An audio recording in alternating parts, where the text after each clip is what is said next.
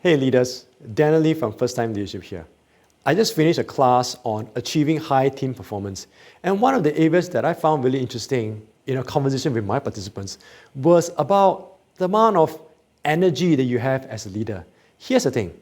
What you see over here are the 7 areas in which a leader has to make decisions, and they are setting direction, problem solving, resource allocation, innovation and growth, risk management, creating alignment, adapting to change. All of these areas require a leader's attention, and that means energy that is spent. Now, there are different ways in which a leader can be leading.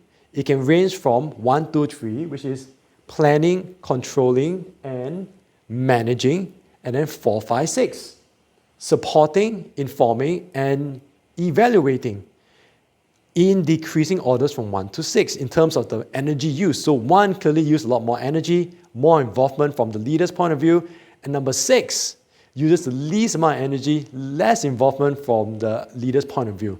So when it comes to the area of energy management, you need to watch out for that because you're constantly making decisions. And so if you can upskill your team so that they can take on more of the team's work and they can do more of the heavy lifting, then you can spend more time focusing on playing the roles of number 4, 5, 6, which are supporting, informing, and evaluating the different areas in which you as a leader have to make decisions.